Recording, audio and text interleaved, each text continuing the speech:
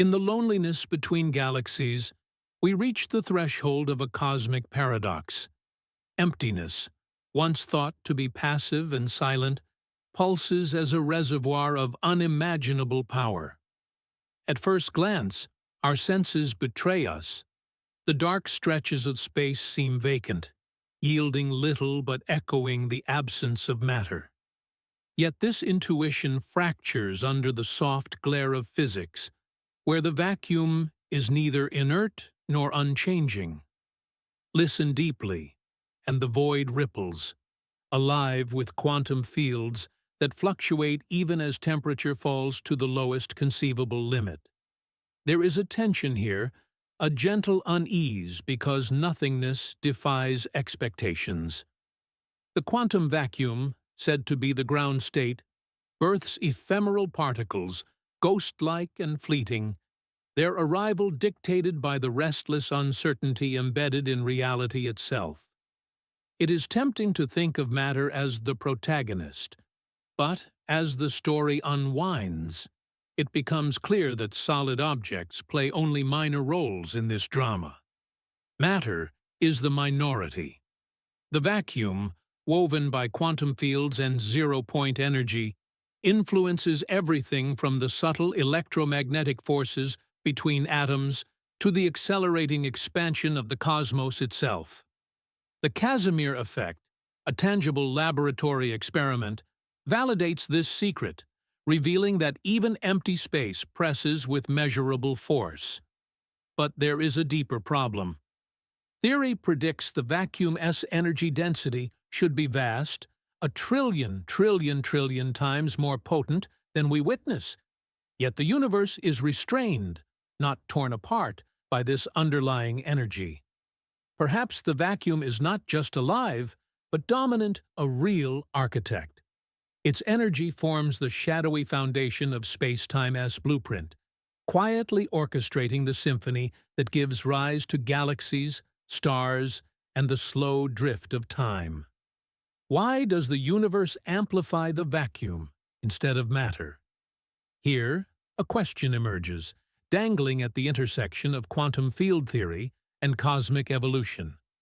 Ancient philosophers, gazing into blackness, conceived nothingness as void and utter absence. Now, scientific models suggest the vacuum may be more potent than any collection of particles.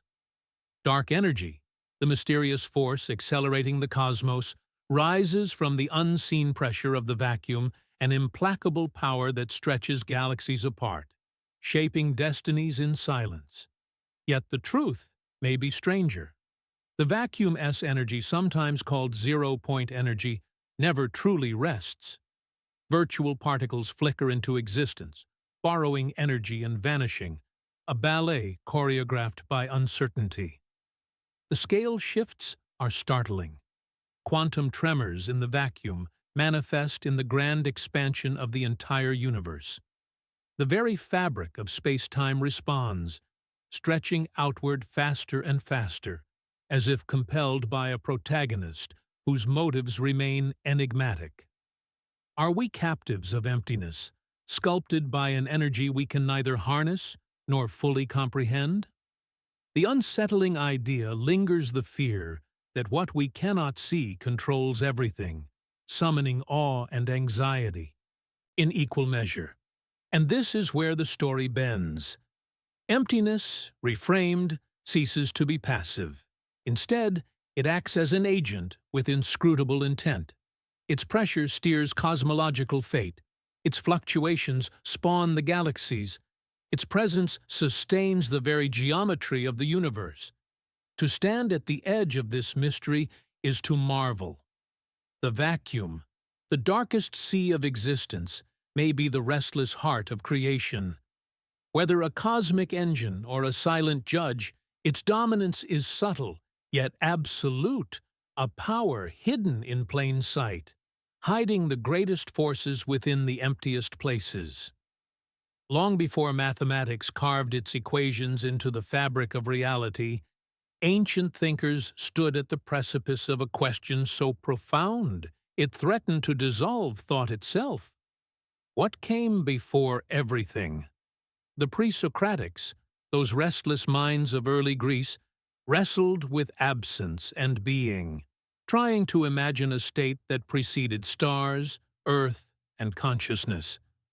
Parmenides declared that nothingness could not exist, that being simply is, eternal and unchanging, because to speak of nothing was to speak nonsense.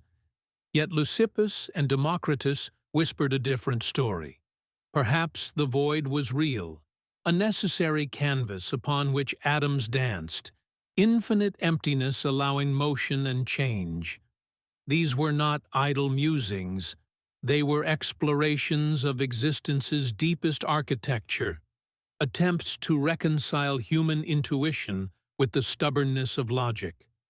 Eastward, Buddhist philosophy approached the question from another angle entirely, embracing emptiness shunyata not as absence, but as potential, a fertile ground from which all forms arise and to which they return. To the Buddhist mind, nothingness was not void in the barren sense, but rather the interconnected web of causality that holds everything in delicate suspension.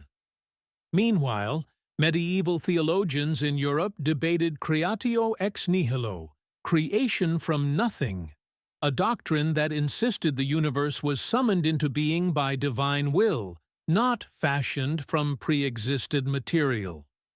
This was a paradox that troubled scholars for centuries.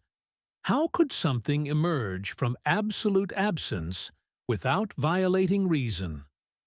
Each tradition, in its own language, circled the same enigma, the fear that human logic collapses when facing the origin, that our minds, shaped by causality and time, cannot grasp what existed before existence itself. But there is a deeper problem. Modern physics, rather than resolving these ancient tensions, has folded them into stranger shapes. Quantum field theory reveals that even the vacuum, the so-called empty space, seethes with fluctuations, virtual particles flickering in and out of being, borrowing energy from uncertainty itself. The quantum vacuum is not passive.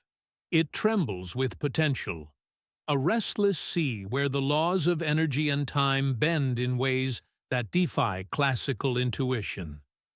Physicist Edward Tryon, in a bold leap, proposed that the entire universe might be a quantum fluctuation, a bubble of energy erupting from this primordial nothingness, expanding and cooling into the cosmos we inhabit. Could the Big Bang have erupted from a state with no matter at all? The idea is both thrilling and unsettling, for it suggests that existence itself is contingent, a temporary deviation from the ground state of reality. Inflation theory amplifies this vision, describing an epoch in the universe's first fraction of a second when space expanded faster than light, driven by the energy of the quantum vacuum. During inflation, tiny quantum fluctuations, microscopic ripples in the fabric of spacetime, were stretched to cosmic proportions, seeding the density variations that would later collapse into galaxies, stars, and planets. The evidence is visible today in the cosmic microwave background radiation, where slightly hotter and cooler patches map the primordial tremors of the quantum vacuum. What if ancient philosophies were closer to physics than we realized? The Buddhist notion of emptiness as creative potential, the Greek atomists' insistence on the void's necessity, these ideas resonate eerily with the modern understanding that nothingness is not inert but generative, the womb from which structure emerges. Yet the truth may be stranger still. The Hartley-Hawking proposal, a model born from the marriage of quantum mechanics and general relativity, suggests that the universe has no beginning in the conventional sense, no initial moment when time started. Instead, space-time curves back on itself, forming a closed surface without edges. a cosmic egg where questions of before dissolve into meaninglessness. The universe, in this view, is simply emergent, arising from an indeterminate sea of potentiality that we call the quantum vacuum, whose properties may always remain beyond our understanding. Here, a question emerges. Is nothing older than time? If the quantum vacuum existed prior to the Big Bang, or if prior itself is a concept that fractures in the absence of time, then nothingness becomes not a void, but the most ancient and enigmatic protagonist of the cosmic story. And this is where the story bends. The quantum vacuum, far from being empty, is the substratum of all existence, the background upon which the universe is written. Particles stand out from this vacuum, waves undulate upon it, and the very laws of nature emerge from its fluctuations.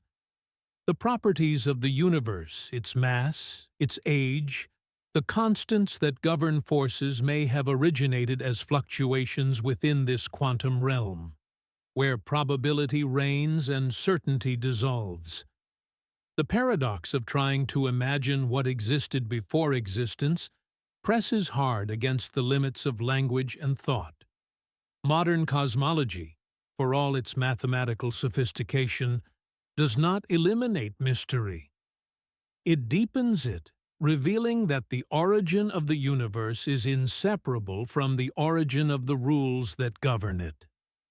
The narrative, then, traces a vast arc from ancient philosophy to contemporary physics, each step refining the question without fully answering it.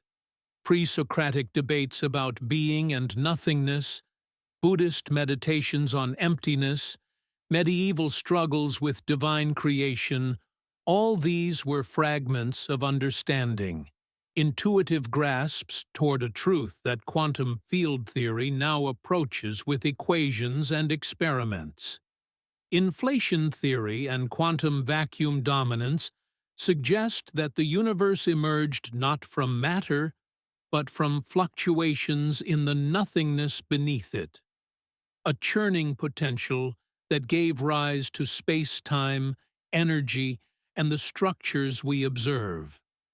The cosmic microwave background, that faint afterglow of the Big Bang, carries the signature of these primordial tremors, evidence that the universe's earliest moments were written in the language of quantum uncertainty. Perhaps the most haunting question remains. If nothingness birthed everything, then what birthed nothingness? This query loops back infinitely, a Mobius strip of causality that refuses resolution. Some physicists argue that the quantum vacuum is self-sufficient, requiring no prior cause. It simply is, the lowest energy state from which all potentiality springs. Others suggest that the laws of physics themselves might have emerged from even deeper principles, rules woven into the fabric of existence at scales we cannot yet probe. The fear lingers that our search for origins will always encounter a horizon beyond which understanding cannot pass, a boundary where science, philosophy, and theology converge without merging. Still, the journey toward the first instance of the universe reveals something profound. Nothingness is not inert. It is the restless engine of creation, the quantum foam from which space-time itself condenses. The void seethes with potential, and from that potential, galaxies, stars, and life itself have unfolded. The ancient philosophers, though lacking the tools of modern physics, intuited this truth that absence and presence are not opposites but entangled aspects of a single, mysterious reality. Buddhist emptiness, Greek atomism, quantum fluctuations, each is a lens through which we glimpse the same ineffable origin, the birthplace of everything from a state that looked indistinguishable from nothing. The section ends where it began, but transformed.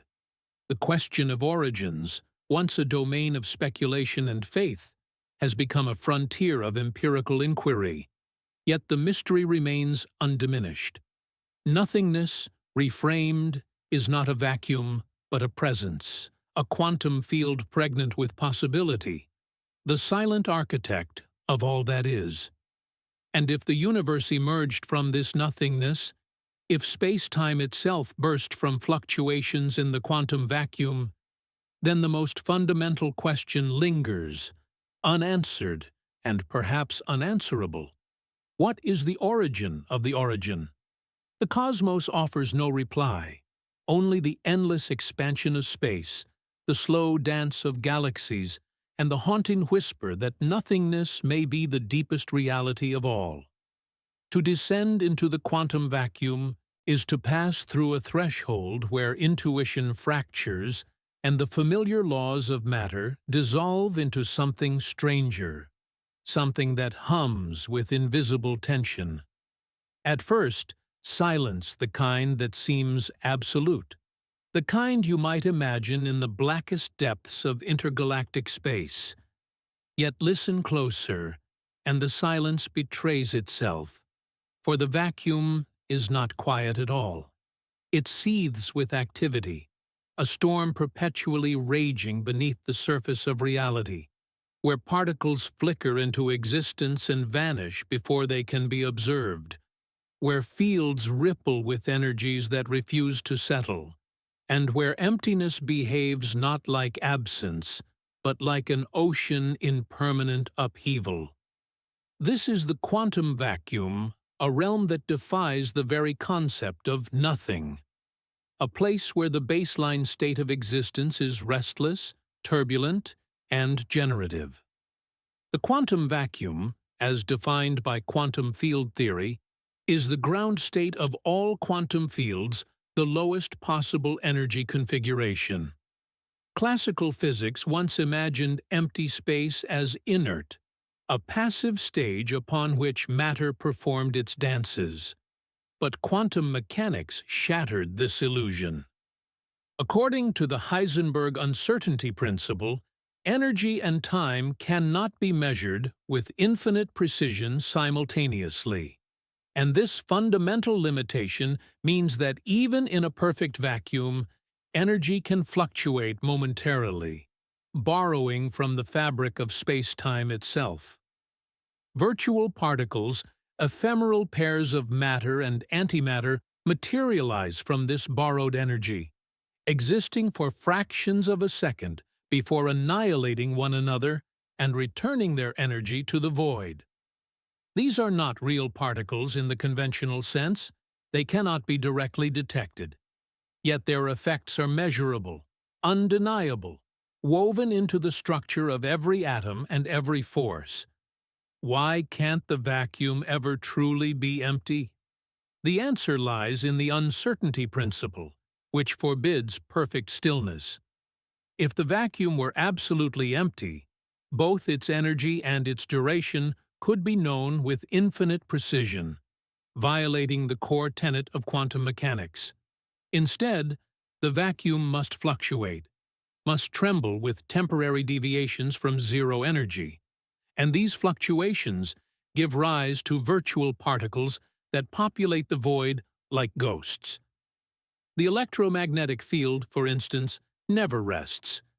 Even in the absence of photons, it oscillates with zero-point energy, a baseline vibration that persists no matter how cold or isolated the space becomes.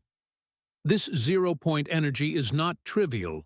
It is the foundation upon which quantum field theory is built, the substratum that ensures the vacuum is never passive, but always alive with potential. The Casimir effect offers tangible proof of this restless vacuum, a laboratory demonstration that the invisible storm is real. When two uncharged metal plates are placed extremely close together in a vacuum, they experience a subtle attractive force, pulling them toward one another.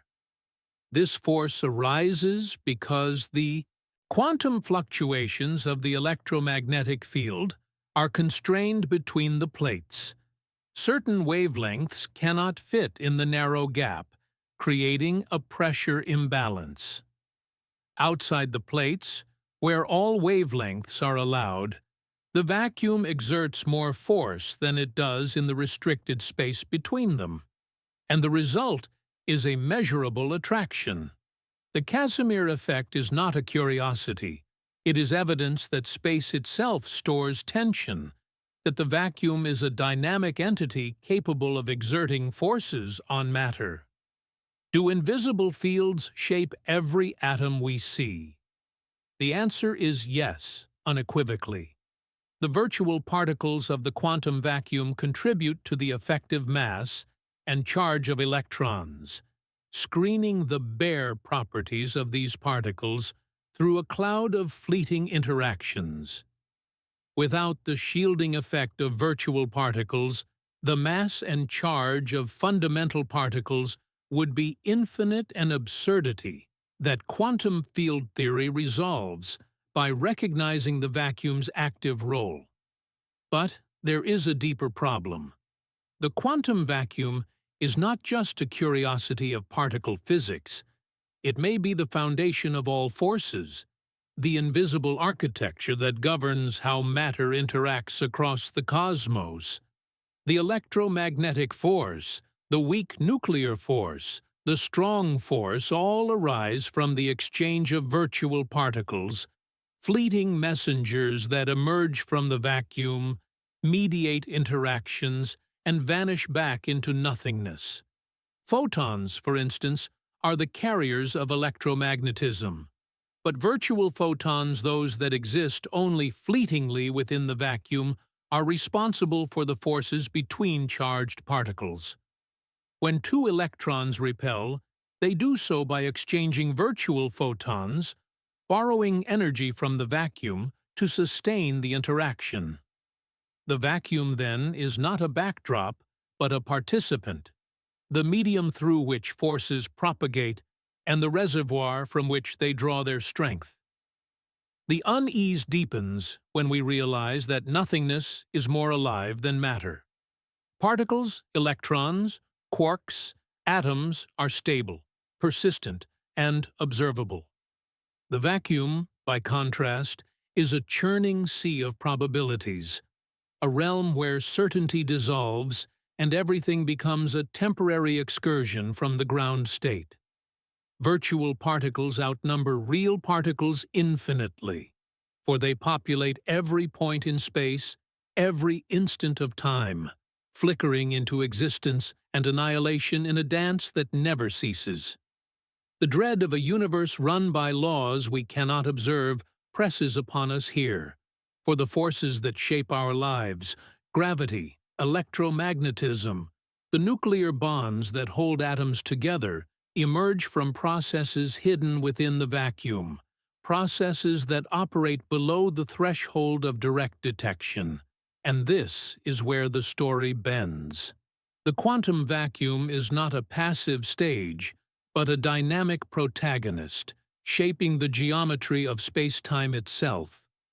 General relativity describes spacetime as a fabric that curves in response to mass and energy, but quantum field theory suggests that the vacuum's zero-point energy also contributes to this curvature.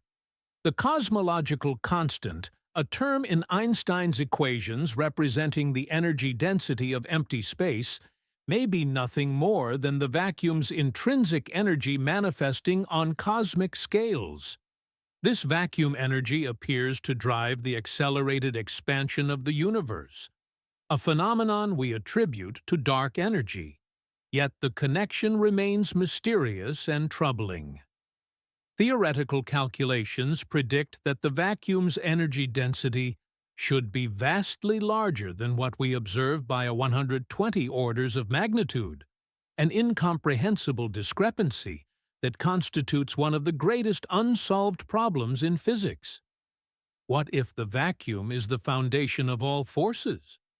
The question is no longer speculative. It is central to our understanding of reality. The vacuum state, as the ground state of quantum fields, is Lorentz invariant, It looks the same to all observers, regardless of their motion. This symmetry is profound, for it means that the vacuum is not a local phenomenon, but a universal backdrop, a baseline against which all measurements are made. Yet this baseline is not static.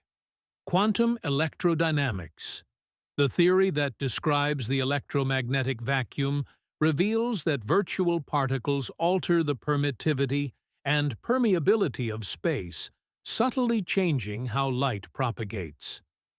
These modifications are tiny, detectable only under extreme conditions, but they confirm that the vacuum is not an empty vessel, but a medium with properties, a substance that influences the behavior of everything passing through it.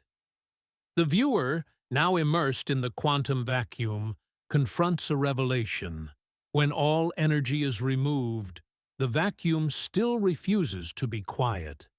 Zero-point energy, the minimum energy that a quantum field can possess, persists even at absolute zero temperature, even in the absence of any external disturbances. This energy cannot be extracted or eliminated. It is intrinsic to the structure of spacetime, a consequence of the uncertainty principle and the wave-like nature of quantum fields. The vacuum, then, is the most fundamental layer of existence, the substratum upon which particles, forces, and spacetime itself are built. It is more dynamic than any substance known to physics, more restless than the hottest plasma or the most violent collision of particles. Slowly, the realization settles. The quantum vacuum is not nothing, but everything, the foundation from which all phenomena emerge and to which they return.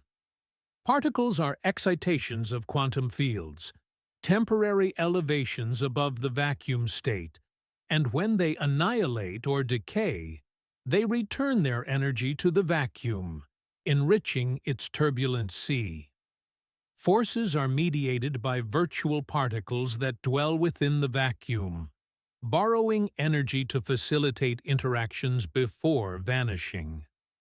Spacetime itself may be a macroscopic manifestation of the vacuum's geometry, its curvature influenced by the zero-point energy that permeates every cubic centimeter of space.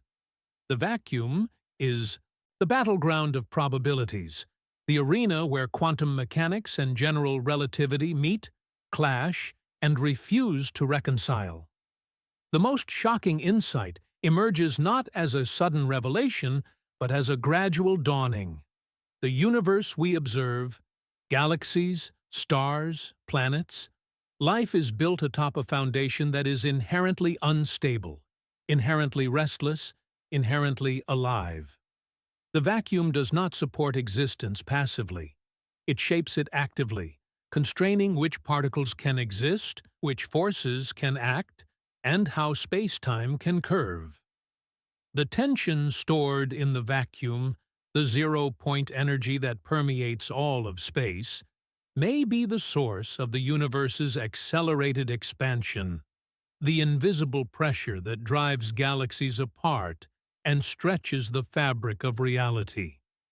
Yet we cannot measure this tension directly, cannot observe the virtual particles that mediate it, cannot see the fields that ripple beneath the silence. We are left with indirect evidence, the Casimir effect, the renormalization of particle masses, the subtle nonlinearities in electromagnetic propagation, and with the unsettling knowledge that the most dynamic part of reality is the part we cannot see. Here, a question emerges. If the vacuum is the foundation of all forces, the source of zero-point energy, and the arena for quantum fluctuations, then what defines its properties? Why does the vacuum have the energy density it does, and not some other value? Why does it permit virtual particles to exist, and not forbid them entirely? These questions loop back to the deepest mysteries of physics, to the search for a theory that unifies quantum mechanics and general relativity, that explains why the universe is structured the way it is rather than some other way. The vacuum, in this sense, is not merely a physical concept, but a philosophical enigma, a reminder that our understanding of nothingness is inseparable from our understanding of existence itself. The section concludes as it began, in the silence between galaxies, but now the silence is understood differently. It is not absence, but presence, not emptiness, but fullness, not stillness, but storm. The quantum vacuum is the restless heart of the cosmos, the invisible ocean upon which all waves of matter and energy ride. And when all particles are removed, when all motion ceases, the vacuum remains forever refusing to be quiet, forever flickering with the borrowed energy of virtual particles, forever shaping the reality we inhabit from a realm we cannot see. Zoom outward now, from the quantum froth to the vast architecture of the cosmos, and a different story unfolds, one where the invisible protagonist is not confined to laboratory scales, but commands the destiny of galaxies, clusters, and the entire fabric of space-time. Across billions of light-years, the cosmic web stretches, a delicate lattice of galaxies and filaments tracing the skeleton of the universe. Yet between these luminous threads lies something darker, more pervasive and more powerful than all the stars combined. The vacuum itself, infused with a mysterious pressure that drives the universe apart, faster with every passing moment. This is dark energy, the invisible force that constitutes roughly 68% of the total energy of the observable universe, dwarfing both ordinary matter at 5 and dark matter at 27. Matter, it turns out, is a tiny footnote in a cosmos dominated by emptiness, a realization that reframes everything we thought we knew about existence. The story of dark energy begins with an assumption that seemed reasonable, even inevitable. Gravity, the force that binds planets to stars and stars to galaxies, should slow the universe's expansion over time. After the Big Bang, as space itself stretched outward, the mutual attraction of matter should have acted as a cosmic brake, decelerating the expansion and perhaps even halting it, leading to an eventual collapse. But in 1998, two independent teams of astronomers led by Adam Rees, Saul Perlmutter, and Brian Schmidt observed distant Type Ia supernovae and discovered something profoundly unsettling. These supernovae, used as standard candles to measure cosmic distances, were dimmer than expected, meaning they were farther away than their redshift alone suggested. The universe, rather than slowing down, was speeding up.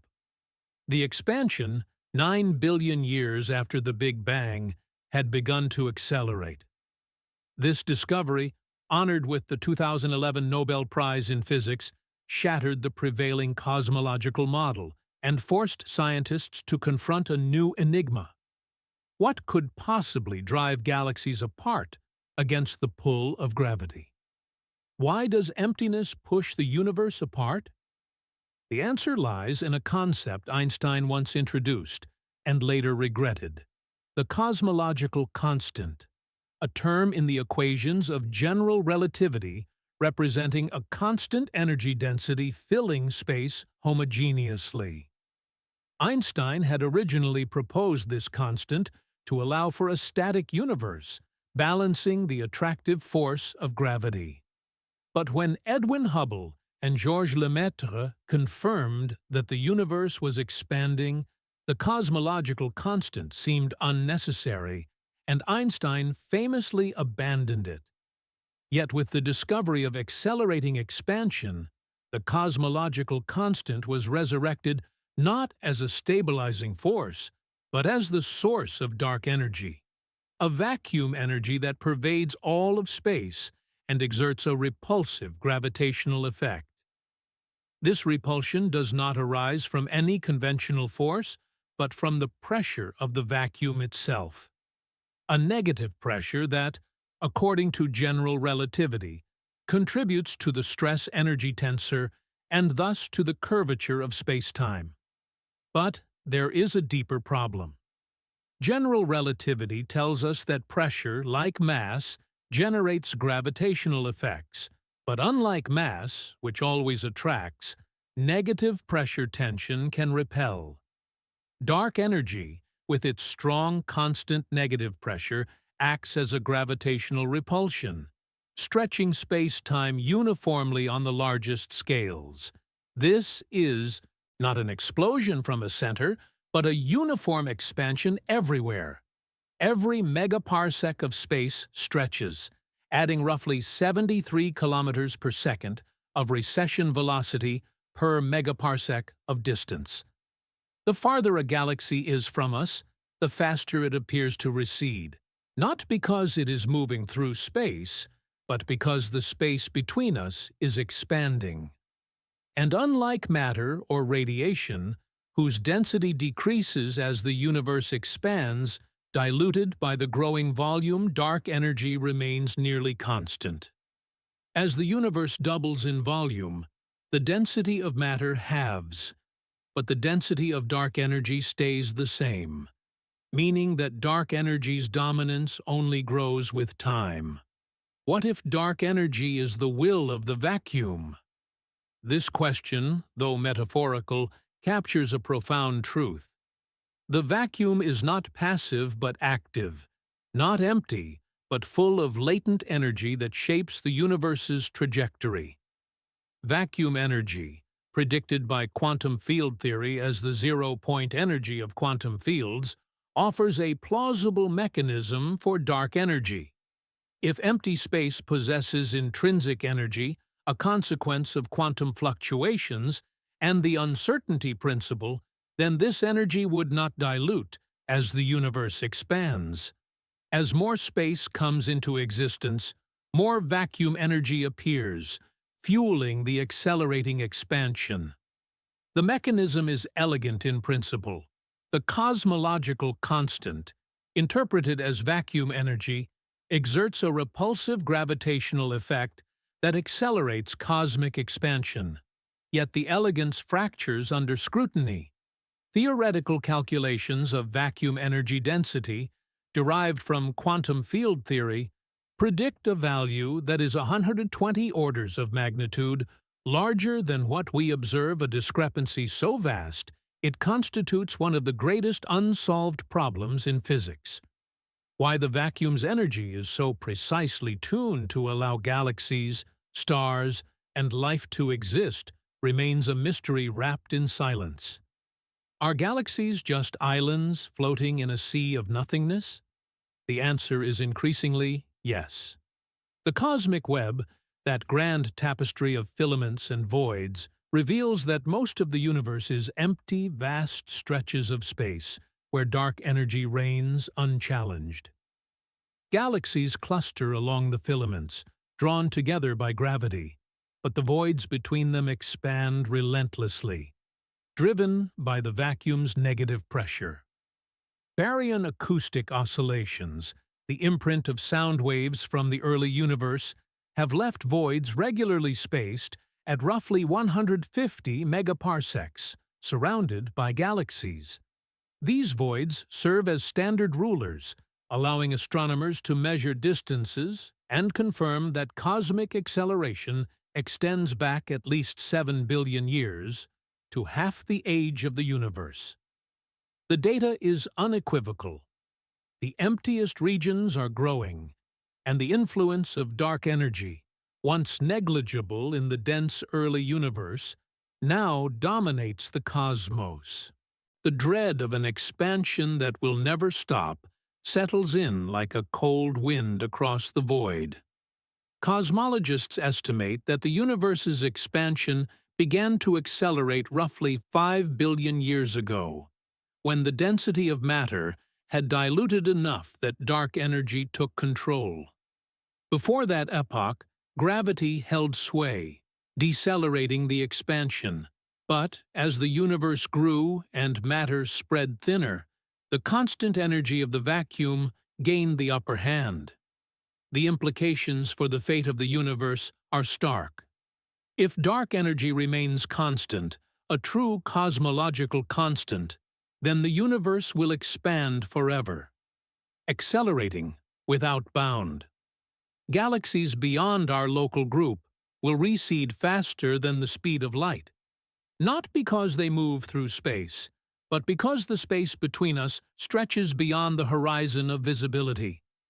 Eventually, distant galaxies will vanish from view, their light red-shifted beyond detection, leaving us in an island universe, isolated and alone. The realization that emptiness, not matter, determines the future presses upon us with existential weight. Yet, the truth may be stranger still. Dark energy might not be a cosmological constant at all, but an evolving field, sometimes called quintessence, whose density and pressure change over time.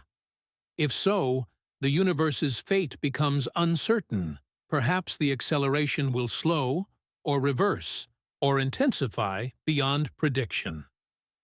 Alternative theories propose that dark energy arises not from vacuum energy, but from modifications to general relativity itself, a hint that our understanding of gravity on cosmic scales is incomplete. Some researchers even suggest that dark energy could be a general relativistic effect due to black holes, which gain mass as the universe expands, subtly altering the Friedmann-Robertson-Walker metric that describes the cosmos. These ideas remain speculative, but they underscore a troubling truth.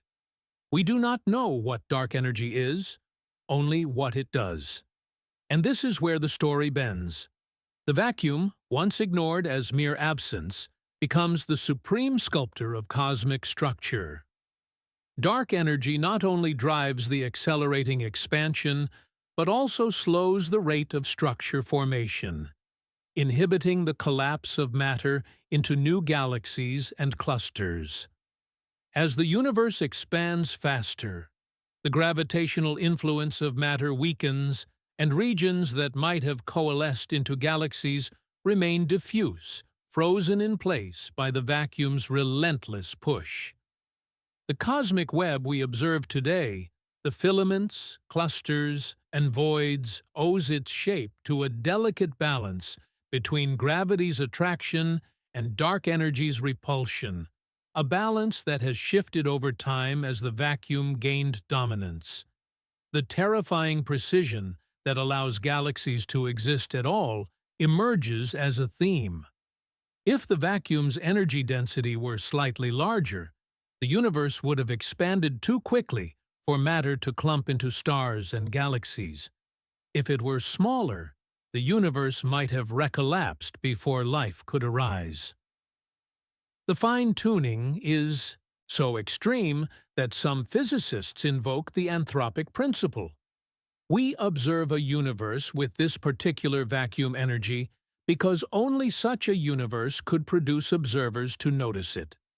Yet this explanation feels unsatisfying, a retreat into tautology rather than understanding. Why is the vacuum's energy tuned to this precise, life-permitting value? The cosmos offers no answer, only the silent expansion of space, the slow drift of galaxies, and the haunting whisper that the vacuum is in command. Perhaps the universe expands because nothing desires more influence. This metaphor, though poetic, captures a profound physical reality. As the universe grows, the vacuum's energy does not dilute, and its influence strengthens relative to matter. The expansion releases vacuum energy, which in turn causes more expansion, a feedback loop that, if the cosmological constant is truly constant, will continue indefinitely. Einstein's insight that empty space can possess its own energy, once discarded, now stands as the cornerstone of modern cosmology. The vacuum is not inert, but generative, not passive, but dominant, shaping the universe's geometry, fate, and lifespan with invisible hands. The section concludes by zooming outward one final time to the edge of the observable universe, where the oldest light reaches us from galaxies now receding faster than light can travel.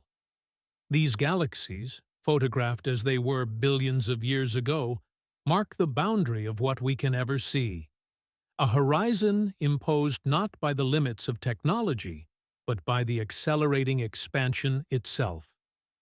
Beyond this horizon lies more space, more galaxies, more emptiness and infinite expanse we will never observe, forever hidden by the vacuum's relentless push. The viewer is left with an inescapable truth.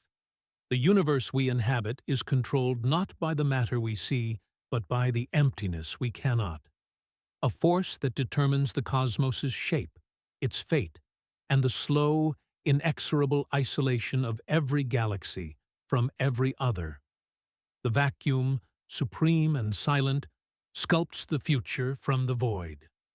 At the deepest layer of the cosmic mystery lies a paradox so profound it threatens to dissolve the boundary between philosophy and physics.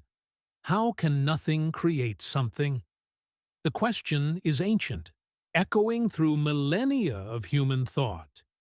Yet it resurfaces with startling urgency in modern cosmology, where the origin of the universe is no longer the exclusive domain of theology or metaphysics, but a subject of empirical inquiry, mathematical models, and experimental verification.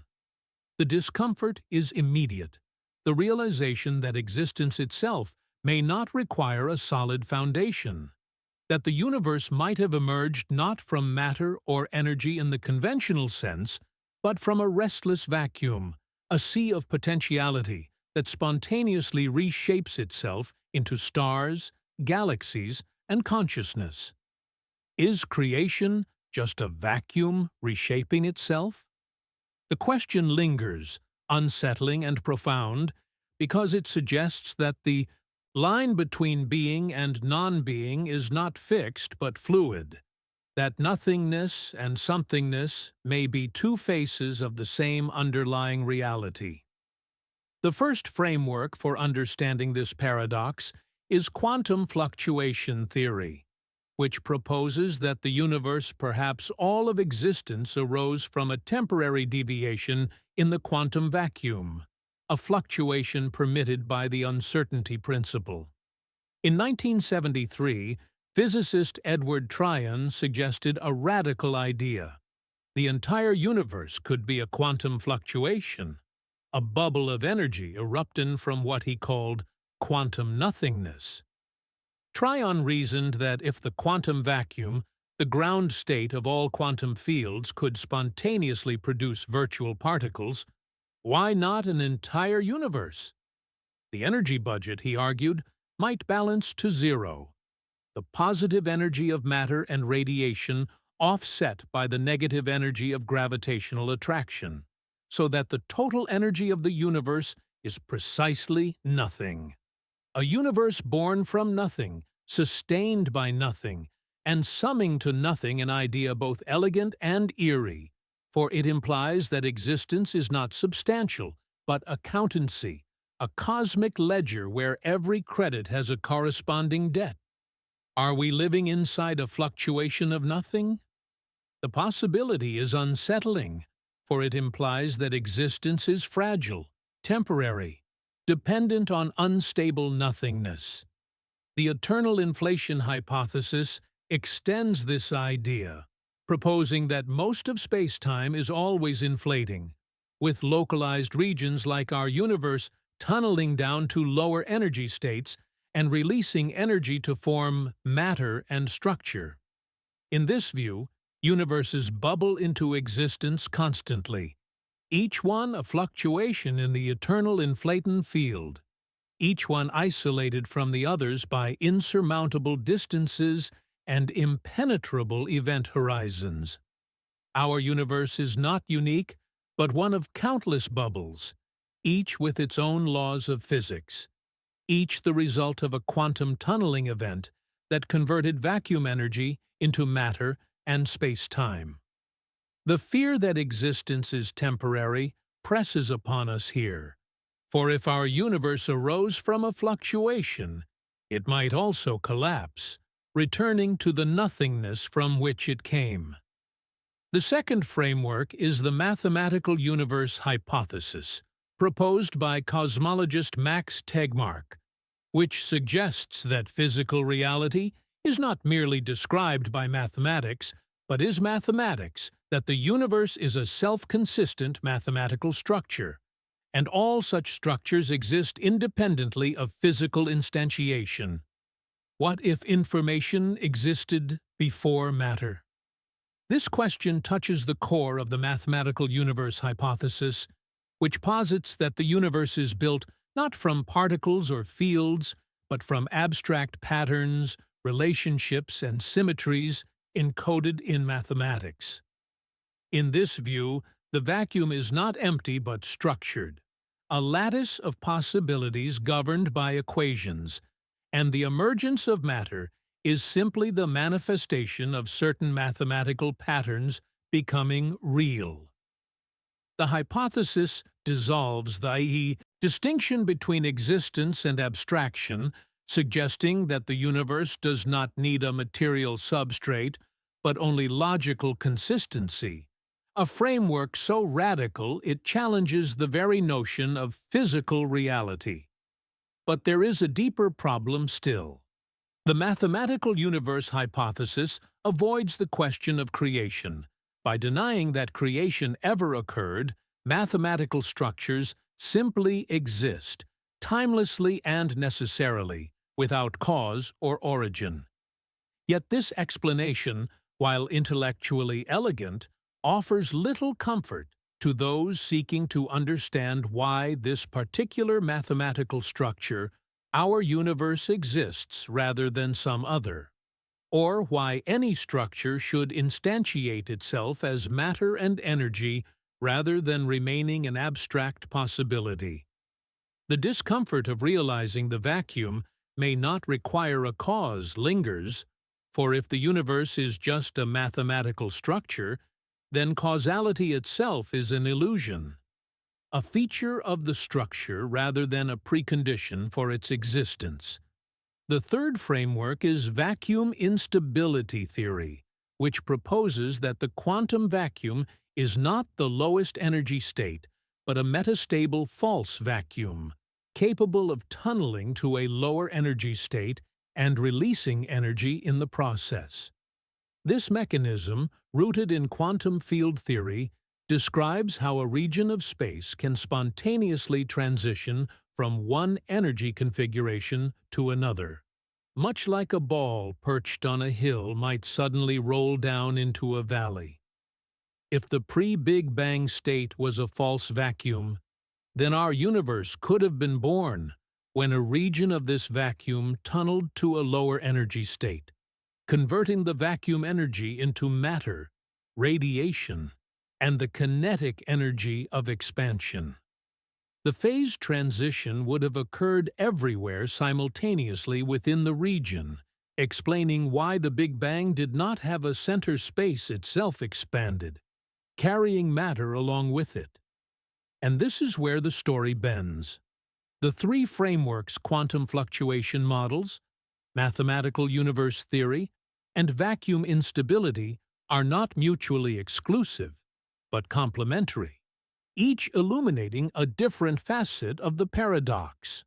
Quantum fluctuation theory explains how a universe could arise from a vacuum. Mathematical universe theory explains why certain structures are instantiated. And vacuum instability theory explains the mechanism by which vacuum energy converts into matter. Together, they suggest that the universe is not built from substance, but from self-organizing information patterns arising inside the vacuum patterns that, once seeded by quantum fluctuations, evolve according to the laws of physics, creating galaxies, stars, and life.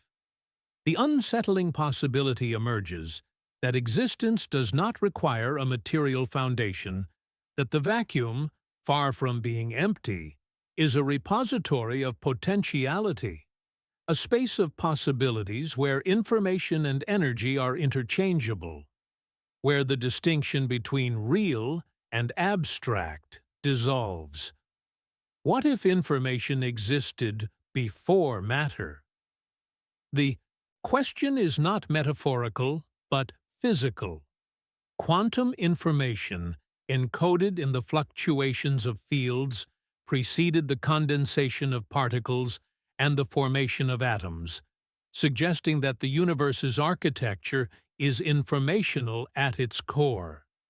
The cosmic microwave background, that faint afterglow of the Big Bang, carries the signature of these primordial fluctuations, information inscribed in the fabric of space-time, information that later gave rise to the structure we observe. Ancient metaphors from Taoism, Greek philosophy, and Vedanta echo modern physics with eerie resonance.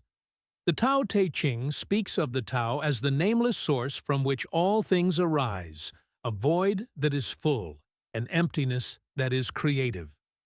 The pre-Socratic philosopher Anaximander posited the apeiron, the boundless and indefinite, as the origin of all definite things. The Upanishads describe Brahman as the ultimate reality, neither being nor non-being, from which the manifest world emerges and to which it returns. These traditions, separated by geography and millennia, circled the same insight, that nothingness is not absence but potential, that creation is not the imposition of order upon chaos, but the self-organization of the void. The paradox may be older than science, woven into the fabric of human thought, a recognition that the deepest question is not what exists, but why is there something rather than nothing? Modern physics, for all its mathematical sophistication, has not resolved this paradox but deepened it. Quantum field theory reveals that the vacuum is not empty, but full of virtual particles, of zero-point energy, of fields that never rest. Inflation theory shows that the universe's structure arose from fluctuations in this vacuum, stretched to cosmic scales and frozen into the density variations that seeded galaxies. The mathematical universe hypothesis suggests that physical reality is a manifestation of abstract mathematical structures, that existence and information are inseparable. Vacuum instability theory proposes that our universe is one of countless bubbles in an eternally inflating multiverse, each born from a phase transition in the quantum vacuum. Yet none of these frameworks eliminates mystery. Instead, they reframe it, revealing that the origin of the universe is inseparable from the nature of the vacuum, the properties of quantum fields, and the structure of space-time itself. The section ends with a haunting mystery. If nothingness has creative power, does it follow rules or is it free? The laws of physics, quantum mechanics, general relativity, thermodynamics describe how the vacuum behaves, how fluctuations arise, how energy converts into matter. But these laws themselves require explanation. Why do quantum fields obey the uncertainty principle? Why does the vacuum possess zero-point energy? Why does space-time curve in response to mass and energy? The vacuum, it seems, is not lawless, but governed by principles we do not fully understand, principles that may be as fundamental as existence itself. Yet the fear lingers that the vacuum's creative power is not fully constrained, that new universes could bubble into existence at any moment, that the false vacuum we inhabit might tunnel to a lower energy state, annihilating everything in the process. The cosmos offers no reassurance, only the silent testimony of its own existence, a universe that arose from nothing and may return to nothing, suspended between the creative power of the vacuum and the fragility of temporary stability. Are we living inside a fluctuation of nothing? The answer is perhaps, and the implications are vast. Existence, rather than being substantial and permanent, may be contingent and ephemeral, a bubble in the foam of the quantum vacuum, a temporary deviation from the ground state of reality. The paradox of creation without substance is not a failure of understanding, but a feature of reality itself, a recognition that nothingness and somethingness are not opposites but entangled aspects of a single, mysterious cosmos. The vacuum, reframed, is not a void, but a womb, not empty but full of potential, not passive but creative, the silent architect of all that is, the hidden foundation upon which galaxies, stars, and consciousness arise from the restless depths of quantum nothingness. Turn inward now, from the grand architecture of the cosmos to the immediate world of sensation, perception, and tangible reality, the world of objects and matter, of tables and chairs, of flesh and bone, of the solid ground beneath your feet. This is the world we trust, the world our senses report with unwavering confidence, substantial, persistent, undeniably real. Yet quantum field theory whispers a different story, one where somethingness, the entire theater of material existence, may be an emergent surface, not fundamental reality. Particles, those seemingly indivisible building blocks of matter, are not independent entities, but excitations of underlying quantum fields that permeate all of space. An electron is not a tiny sphere, but a ripple in the electron field, a localized vibration molded into a bundle of energy by the machinery of quantum mechanics. A photon is not a particle of light, but a quantum of the electromagnetic field, a wave tied into a knot by the uncertainty principle. Every particle in the universe, every quark, every neutrino, every Higgs boson is a tiny ripple of an underlying field, and those fields, in turn, arise from the vacuum, the restless ground state that refuses to be empty. Is matter just a vibration of the vacuum? The answer, according to quantum field theory, is yes, unequivocally and profoundly yes. Matter does not exist as substance in the classical sense, but as patterns, as excitations above the baseline energy of quantum fields. The electron field spreads thinly throughout space, its ground state corresponding to the vacuum, and what we call an electron is simply a localized region where the field has been elevated to a higher energy state. When an electron annihilates with a positron, the energy returns to the field, and the particle ceases to exist, not destroyed in the conventional sense, but dissolved back into the vacuum from which it emerged. The distinction between particle and field, between matter and vacuum, becomes blurred, revealing that the solid world is built upon vibrations, upon oscillations in quantum fields that are themselves abstract mathematical entities describing potentiality rather than substance. But there is a deeper problem. The emergence of particles from fields is not merely a mathematical convenience. It reflects a profound ontological shift in our understanding of what is fundamental. Relativistic quantum field theory creates serious obstacles for the idea that particles are fundamental constituents of the physical world. In quantum mechanics, particles of the same kind, say, two electrons lack individual identity. They are entities without identity, indistinguishable in principle, describable only by statistical distributions rather than unique trajectories. In quantum field theory, the situation becomes even more radical. Particles are not permanent, but can be created and destroyed, their number fluctuating, their existence contingent on the energy configurations of the underlying fields. The particle, once the irreducible atom of existence, becomes an emergent entity, arising at certain energy scales and under certain conditions, but absent from the fundamental description.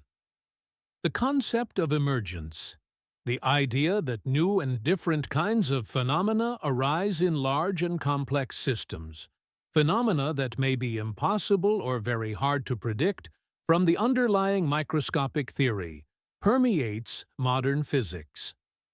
Quasi-particles in solid-state physics, such as phonons, vibrations in a crystal lattice, or magnons, spin waves in a magnet, are emergent entities that behave as if they were particles but have no counterpart in the fundamental theory.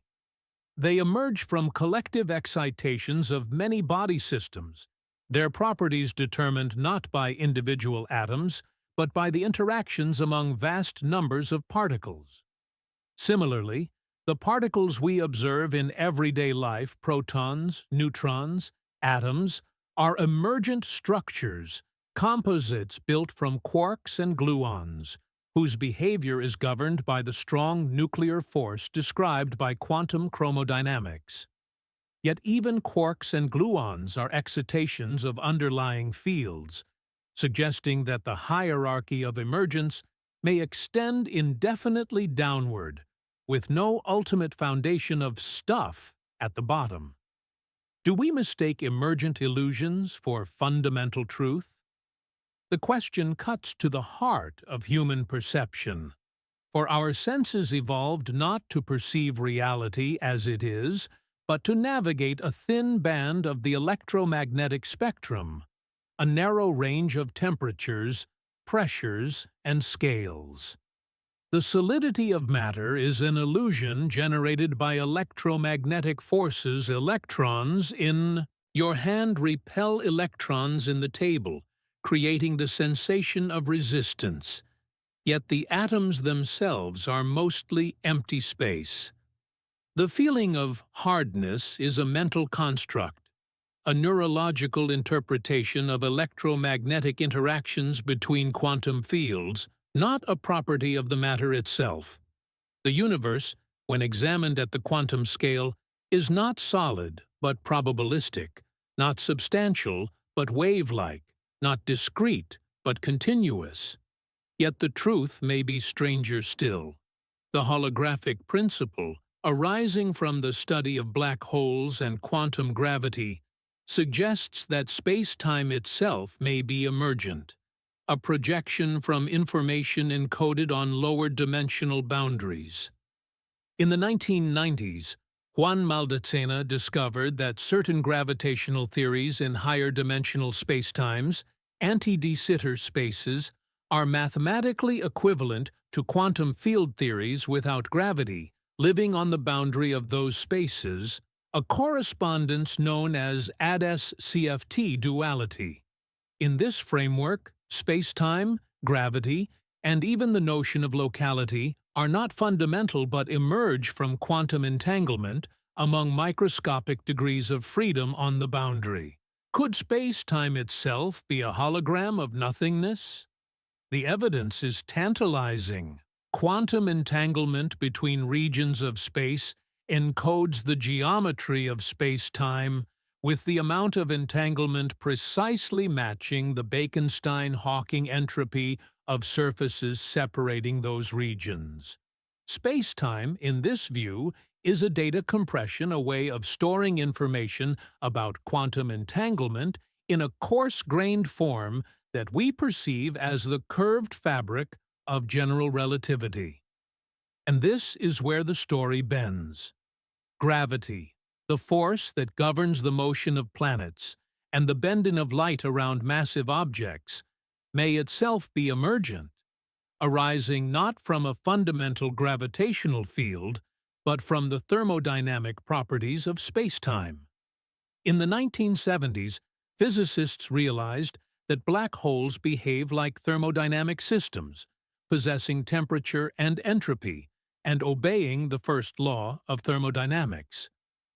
Ted Jacobson showed that Einstein's equations of general relativity, the equations governing the curvature of spacetime, can be derived from the first law of thermodynamics applied to local horizons. This suggests that gravity is not a fundamental force, but an emergent phenomenon, arising from changes in quantum entanglement when energy or mass is introduced into spacetime. The presence of mass alters the entanglement structure, changing the area of surfaces in spacetime, and this change in area produces the curvature we interpret as gravitational attraction. The fear that the world we trust may not be real presses upon us here, for if spacetime is emergent, if gravity is thermodynamic, if particles are excitations of fields, then the entire material world, the cosmos of galaxies, stars, and planets, the realm of biology and consciousness, is built upon a foundation that is not substantial, but informational.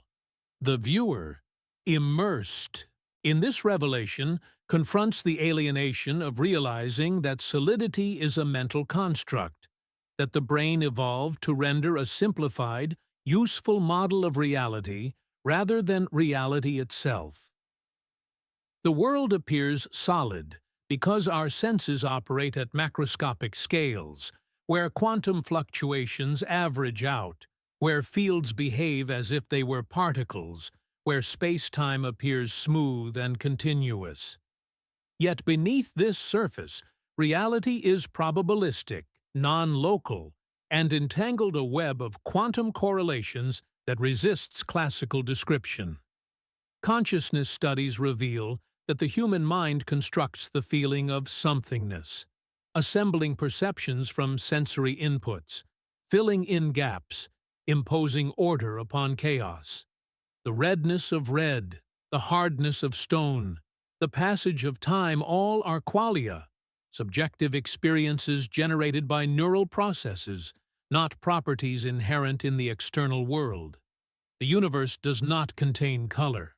Electromagnetic waves of different frequencies trigger photoreceptors in the retina, and the brain translates these signals into the sensation of color. Similarly, the universe does not contain solidity. Electron clouds repel one another through the electromagnetic force, and the brain interprets this repulsion as resistance, as substance. The viewer is forced to ask whether the universe looks material only because our senses evolved to navigate a thin band of reality, a band where quantum effects are negligible, where fields masquerade as particles, where space-time appears fixed and absolute. But there is a deeper problem still. Effective field theory, the framework that describes how physics at different scales is related by coarse-graining procedures, suggests that the physical world may consist of a potentially infinite number of layers of reality, each described by its own effective theory. At the Planck scale, spacetime may be fundamentally discrete, a foam of quantum fluctuations where geometry itself breaks down. At higher energies, effective field theories describe quarks and gluons, the constituents of protons and neutrons. At lower energies, protons and neutrons behave as particles, and their internal structure can be ignored.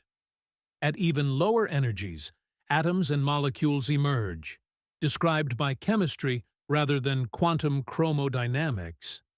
Each layer is quasi-autonomous, its dynamics largely independent of the layers above and below, yet each layer emerges from the layer beneath through renormalization and coarse graining. The precise dynamics and even the interpretation in terms of physical entities at one layer may differ radically from those at another layer. The section ends by preparing the audience for an even more radical question. What if nothingness is the true foundation, and matter is the dream. Quantum field theory, holographic principles, and emergent spacetime models converge on a single, unsettling insight. The material world is not fundamental, but derived, not substantial, but informational, not solid, but vibrational. Particles emerge from fields. Fields arise from the vacuum. Space-time emerges from entanglement, and gravity arises from thermodynamics. At the deepest level, reality may consist of nothing but quantum information patterns of entanglement, correlations among qubits, mathematical structures instantiated as physical laws. The vacuum, far from being empty, is the true ground state, the substratum from which all emergent phenomena arise and to which they return. Matter, the world of tables and chairs, of stars and galaxies, is not an illusion in the sense of being false, but an emergent phenomenon real at its own level, but not fundamental, substantial in appearance, but wave-like in essence, solid to the touch, but empty in truth. The alienation deepens as the viewer realizes that human intuition, shaped by evolution to navigate a macroscopic world of medium-sized objects moving at non-relativistic speeds, is ill-equipped to grasp the quantum reality beneath. We mistake emergent illusions for fundamental truth because our perceptual systems are designed to do so, to simplify, to categorize, to render the world comprehensible and navigable rather than accurate. The brain constructs a model of reality that is useful but incomplete, a low-resolution approximation that discards most of the information available in favor of actionable patterns. The solidity of matter, the flow of time, the separation of self from world-all are constructs, emergent features of our neural architecture rather than intrinsic properties of the cosmos. Here, a question emerges. If matter is emergent, if space-time is emergent, if even gravity is emergent, then what is fundamental? The answer, increasingly, seems to be quantum entanglement, quantum information, and the abstract mathematical structures that govern their behavior. The vacuum, the quantum fields that fill it, the entanglement patterns that encode space-time geometry, these are the fundamental entities, and everything else emerges through coarse graining, renormalization, and the suppression of microscopic details. Yet even this answer may be provisional, for the nature of quantum fields and the origin of their properties remain unexplained. Why do quantum fields exist? Why do they obey the equations they do? Why does the vacuum possess zero-point energy?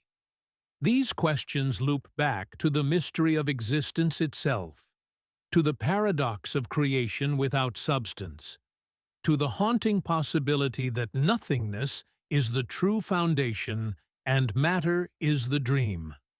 The section concludes as it began, in the immediate world of sensation, but now that world is understood differently, not as a solid foundation, but as a surface phenomenon, not as fundamental reality, but as an emergent structure arising from deeper fields, those fields arising from the vacuum, that vacuum infused with quantum entanglement, that entanglement generating space-time and space-time curving in response to mass that is itself emergent. The cosmos, viewed from this perspective, is not a collection of things, but a web of relationships, not substance, but process, not being, but becoming. And the viewer, standing at the threshold between the world of appearances and the realm of quantum reality, confronts the unsettling truth. Solidity is a mental construct. Matter is a vibration. Space-time is a hologram. And nothingness may be the only thing that is truly real. Across the millennia, separated by oceans and languages, by cultures and cosmologies, Human beings have stood at the precipice of a single profound intuition. That emptiness, far from being mere absence, holds within it the seed of all creation.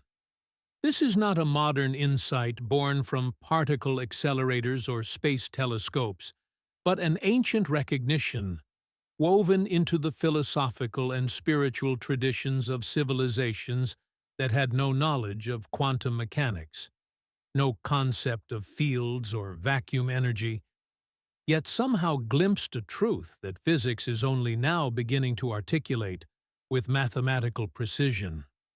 The convergence is eerie, unsettling, as if the human mind, when pressed to its limits, consistently arrives at the same destination regardless of the path taken. The realization that nothingness is not passive but generative, not void but full, not the end of inquiry, but its beginning. In the heart of Buddhist philosophy lies the concept of shunyata, often translated as emptiness or voidness, but neither word captures the fullness of its meaning. Shunyata does not denote mere absence, the lack of things, but rather the absence of inherent, independent existence in all phenomena. Every object, every being, every thought arises from causes and conditions, existing only in relation to other things, never possessing a fixed, unchanging essence. The self is empty of selfhood. The universe is empty of independent reality. Even emptiness itself is empty of emptiness. This is not nihilism, but a profound recognition of interconnectedness, of dependent origination, where all things emerge from the web of causality, like waves arising from an ocean, distinct in appearance, but not separate in substance. The Buddhist sage, meditating on emptiness, perceives that form is emptiness, and emptiness is form, that the distinction between being and non-being dissolves when examined deeply enough. Why do ancient and modern explanations converge?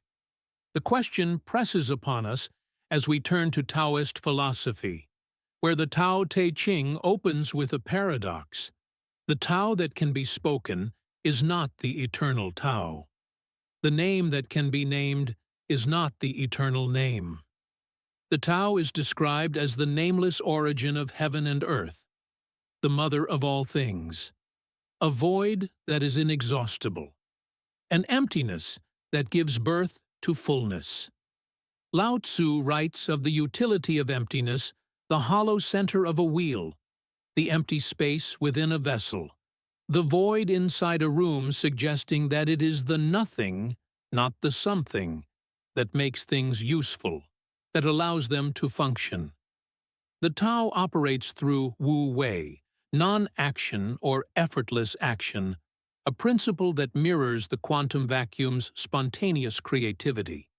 Its ability to generate particles without external cause, to shape the cosmos without exerting force in the classical sense. The pre-Socratic Greeks, those restless thinkers who stood at the dawn of Western philosophy, wrestled with similar questions. Parmenides insisted that being simply is, that nothingness cannot exist, because to speak of it is to make it something, a logical contradiction. Yet his student Zeno, through his famous paradoxes, revealed the difficulties of reconciling continuous motion with discrete moments, hinting at the quantum nature of reality, where position and momentum cannot both be known with certainty. The atomists Leucippus and Democritus proposed that reality consists of atoms moving through the void indivisible particles separated by empty space, a view that prefigures quantum field theory's understanding of particles as localized excitations in a vacuum that is never truly empty. The void, for the atomists, was not absence but necessity, the space that allows motion, change, and plurality to exist. But there is a deeper problem. The ancient Indian Upanishads describe Brahman, the ultimate reality, as neither being nor non-being, beyond all categories and descriptions, the ground from which the manifest world arises, and to which it returns. The Mandukya Upanishad speaks of the state beyond waking, dreaming, and deep sleep, a fourth state, Turiya, where the self recognizes its identity with Brahman, where distinctions collapse and only the undifferentiated whole remains. This formless, attributeless reality parallels the quantum vacuum in striking ways. Both are described as the ground state, the baseline from which all phenomena emerge. Both are characterized by what they are not rather than what they are. Both resist direct observation, yet manifest their presence through effects virtual particles in the case of the vacuum, the manifest world in the case of Brahman. Did early thinkers intuit truths physics is now uncovering? The evidence suggests a strange consonance between mythic intuition and scientific precision. The Buddhist concept of dependent origination, where all things arise from conditions and possess no independent existence, mirrors quantum field theory's understanding that particles are not fundamental but emergent, arising from interactions among fields that themselves emerge from the vacuum. The Taoist principle of Wu Wei, action through non-action, resonates with the vacuum's ability to generate particles spontaneously, without cause in the classical sense, through quantum fluctuations permitted by the uncertainty principle. The Greek atomist's void, necessary for motion and change, prefigures the quantum vacuum's role as the medium through which forces propagate and particles interact. Yet the convergence is not complete, for ancient wisdom operated in the realm of metaphor, intuition, and meditative insight, while modern physics operates through measurement, mathematics, and empirical verification. The Buddhist meditator perceives emptiness through direct experience, dissolving the illusion of separate selfhood. The physicist measures vacuum energy through the Casimir effect, observing how metal plates attract in empty space. The Taoist sage contemplates the Tao through poetic paradox. The cosmologist models dark energy through differential equations and observes distant supernovae. Yet both approaches circle the same mystery. Why is there something rather than nothing, and what is the nature of the nothingness from which existence emerges? Is emptiness the universal foundation across cultures? The pattern repeats with striking regularity. In ancient Egyptian cosmology, the primordial waters of Nun represented infinite potential, a boundless expanse from which the first mound of earth emerged and creation began.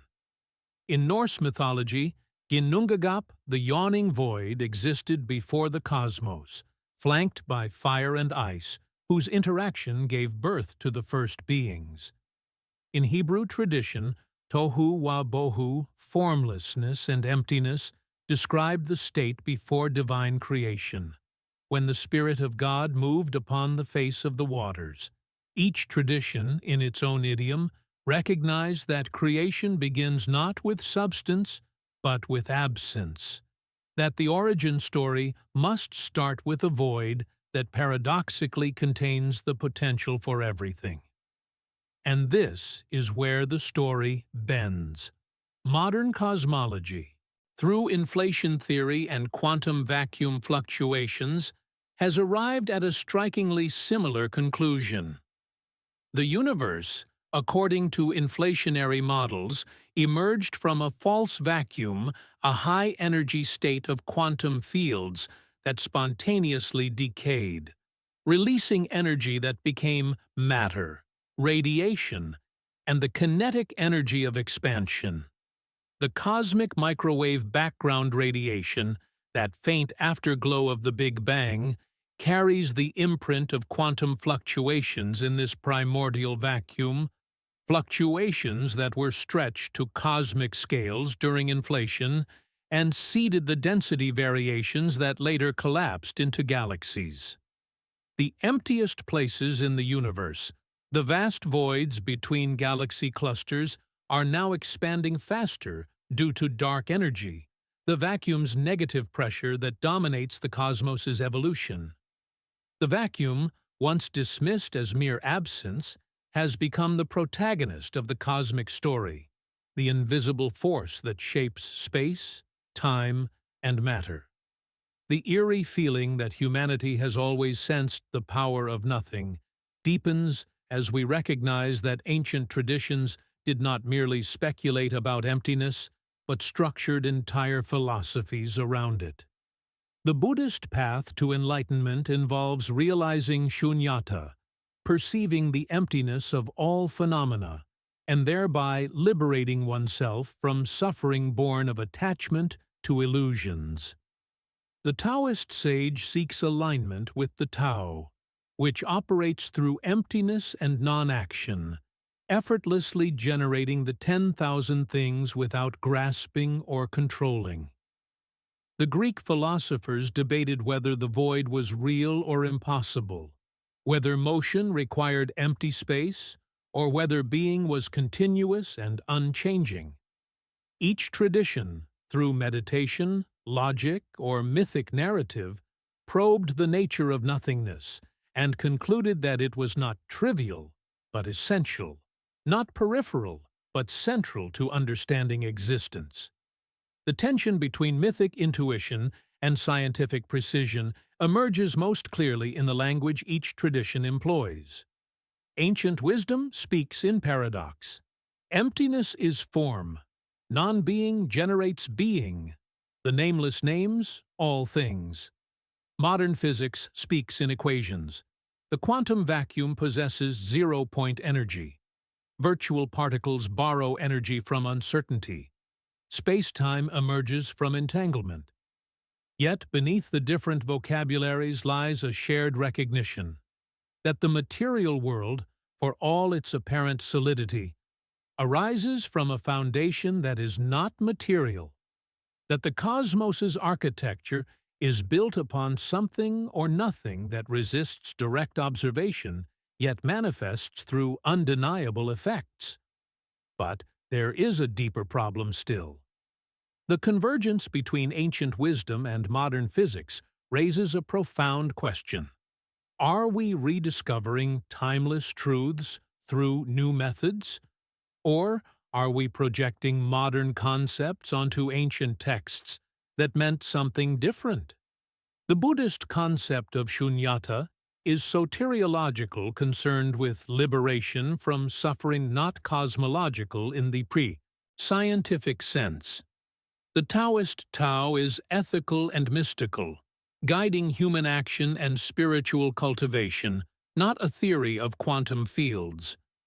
The Greek void was a philosophical problem about the possibility of motion, not a prediction of vacuum energy. To equate these concepts directly with modern physics risks anachronism, imposing contemporary frameworks onto traditions that operated within entirely different contexts. Yet the parallels remain striking, suggesting not identity, but resonance, a shared intuition that emerges when human thought pushes toward the limits of comprehension. Perhaps the convergence reflects not cultural contamination or coincidence, but a genuine feature of reality. That emptiness, nothingness, the void, however named, possesses properties that human minds consistently recognize when contemplating existence at its deepest level. The physicist and the mystic approach from different angles, employ different methods, seek different goals, yet both arrive at the threshold of the same mystery. The paradox of creation without substance, the generative power of emptiness, the foundation that is not a foundation. The section builds toward a final confrontation. If nothingness has been interpreted as powerful for millennia, across cultures and epochs, through philosophy and physics, through meditation and mathematics, then perhaps its dominance is not coincidence but destiny. Perhaps the universe is structured such that emptiness must eventually emerge as the primary actor, the supreme force, the ultimate reality. Dark energy, constituting 68 of the cosmos, ensures that the vacuum's influence will only grow as the universe expands, as matter dilutes, as galaxies recede beyond the horizon of observation. The future, according to cosmological models, belongs to emptiness, a cold, dark expanse where isolated galaxies float like islands in an ever-expanding void, where the vacuum's negative pressure dominates completely, where nothingness reigns supreme. The cliffhanger emerges naturally. Ancient wisdom and modern physics, despite their differences in method and language, converge on a single, unsettling insight that emptiness is not the absence of reality, but its foundation, not the negation of existence, but its source, not the end of the cosmic story, but its beginning and perhaps its conclusion. The viewer, immersed in this braided narrative, confronts the possibility that humanity's long fascination with nothingness reflects a deep truth about the cosmos itself, that the power of the void is not a metaphysical speculation or a poetic metaphor, but a physical fact, confirmed by observation, encoded in the equations of quantum field theory and general relativity, manifest in the accelerating expansion of space and the quantum fluctuations of the vacuum. Why do ancient and modern explanations converge? Perhaps because reality itself is structured such that sufficiently deep inquiry, whether through meditation or measurement, whether through philosophical reasoning or particle physics, must eventually confront the paradox of nothingness, that it is the most fundamental thing there is, that emptiness is the universal foundation across cultures because it is the universal foundation of existence itself. The ancient thinkers, lacking the tools of modern science, intuited this truth through introspection, logic, and spiritual practice. Modern physicists, armed with telescopes and accelerators, have measured it, modeled it, and found that the universe is indeed dominated by emptiness, that the vacuum is indeed generative, that nothingness indeed shapes the destiny of all that is.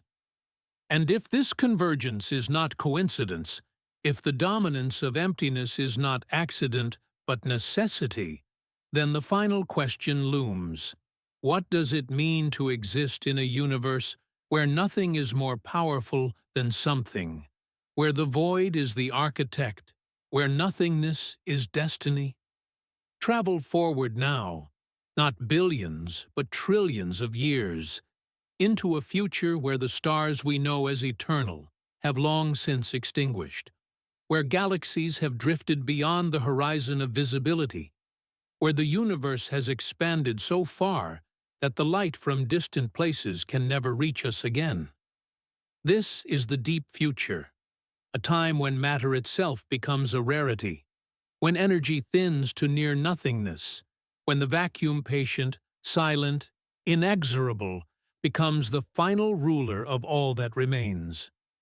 The cosmos we observe today, brilliant with starlight and rich with structure, is a temporary flourishing, a brief interval of complexity between the initial simplicity of the Big Bang and the ultimate simplicity of heat death. The universe, driven by the second law of thermodynamics, marches toward a state of maximum entropy, where all usable energy has been expended, where all temperature differences have equalized, where no further work can be performed, and all processes cease. The first casualties are the stars themselves. those nuclear furnaces that have illuminated the cosmos for billions of years. Star formation, the process by which clouds of gas collapse under gravity to ignite fusion, will eventually cease as the supply of hydrogen and helium is exhausted. In about 1 to 100 trillion years, the last stars will form, flickering into existence in a universe already growing cold and dark. The smallest stars, the red dwarfs, sip their fuel so slowly they can endure for trillions of years. But even these patient embers will eventually exhaust their supply and fade into cold, dark stellar remnants, known as black dwarfs, dead stars, that emit no light, no heat, only gravitational presence. The universe will become a much darker place, populated only by these stellar corpses and other cosmic leftovers. Planets ejected from their orbits, neutron stars spinning in isolation, white dwarfs cooling toward absolute zero. The universe then enters its final phase, the true heat death, a state of maximum entropy where all energy is uniformly distributed. All temperature differences have vanished, and no thermodynamic processes can occur. Drifting through this emptiness will be a thin, uniform soup of the most fundamental particles, photons stretched by expansion to wavelengths longer than galaxies, electrons separated by distances greater than the observable universe today. The cosmos will settle at its final resting temperature just above absolute zero if the cosmological constant is zero, or at a slightly higher temperature if dark energy persists, asymptoting to a non-zero positive value. In this state, the universe is not dead in the sense of being destroyed, but in the sense of being inactive, frozen in a state of perfect, unchanging equilibrium where nothing happens, nothing can happen, and nothing ever will happen again. What happens when the vacuum takes everything back? The question lingers in the cold darkness, for the heat death is not merely an end point, but a return to the simplicity, the uniformity, the near-nothingness from which the universe emerged. The vacuum, having quietly shaped the cosmos through quantum fluctuations, dark energy, and zero-point energy, finally reclaims everything, dissolving complexity into homogeneity, structure into chaos, order into maximum disorder. The fear of eternal emptiness presses upon us, the dread that everything we know, galaxies, stars, planets, life, consciousness, is temporary, a fleeting deviation from the universe's natural state of equilibrium. Years' spontaneous entropy decreases could eventually occur via the Poincare recurrence theorem, which states that a system will eventually return to a state arbitrarily close to its initial condition, if given enough time. Through thermal fluctuations and quantum tunneling, the vacuum might spontaneously reorganize, birthing a new Big Bang, creating a new universe similar to our own from the random fluctuations of an otherwise dead cosmos. Could nothingness spark new universes after this one ends? The possibility is tantalizing yet uncertain, resting on the assumption that the vacuum is not truly stable, that it retains the restless creativity that birthed our universe in the first place. And this is where the story bends.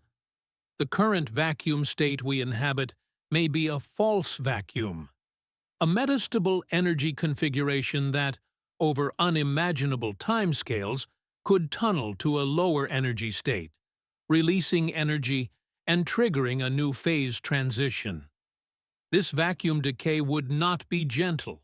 It would proceed at the speed of light, a bubble of new physics expanding outward, annihilating the old vacuum and replacing it with new laws, new particles, new possibilities.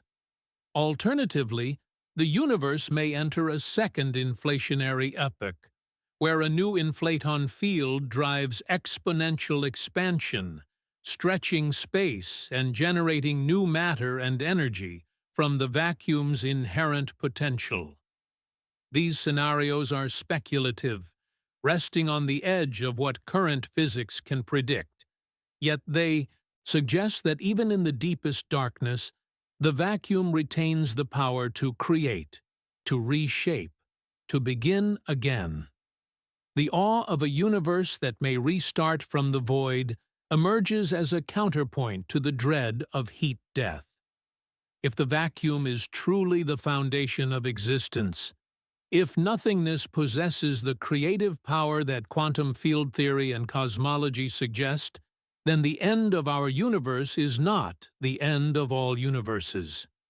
The multiverse hypothesis, supported by eternal inflation models, proposes that our cosmos is one bubble among countless others, each forming from vacuum fluctuations, each expanding and evolving according to its own laws, each eventually reaching heat death or vacuum decay, only to be replaced by new bubbles elsewhere in the infinite expanse. The vacuum, in this view, is eternally generative, spawning universes without end, each one a temporary island of complexity in an ocean of potentiality. But there is a deeper problem still.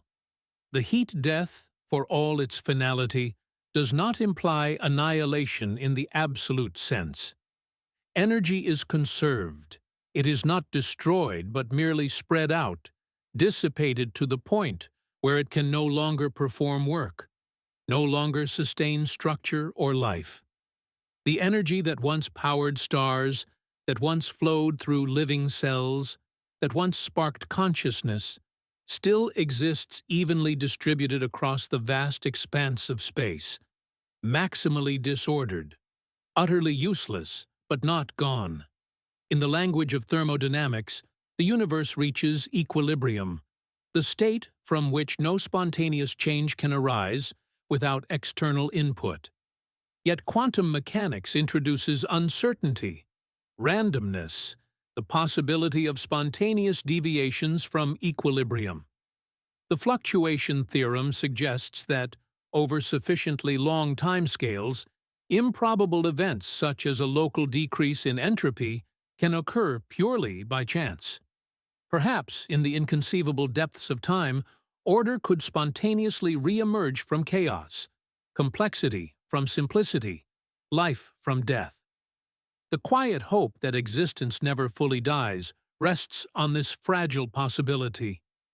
Even in the heat death, even in the dark era when the last particles drift through the expanding void, the vacuum remains restless, uncertain, governed by the same quantum principles that birthed virtual particles, that seeded galaxies, that created the universe itself.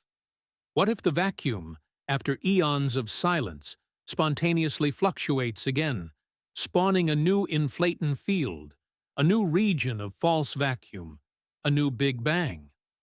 The mathematics permits it. The laws of physics do not forbid it. And the infinite expanse of time stretching before the dead universe offers endless opportunities for even the most improbable events to occur. Yet the quiet dread that everything we know is temporary cannot be fully dispelled. The stars will die, the galaxies will drift apart, the black holes will evaporate, and the vacuum will reclaim all that remains. The universe we inhabit, with its rich tapestry of structure and life, is a fleeting moment in cosmic history, a brief interval of low entropy sandwiched between the near uniformity of the Big Bang and the perfect uniformity of heat death. Everything, every galaxy, every planet, every thought is temporary, destined to dissolve back into the vacuum from which it emerged.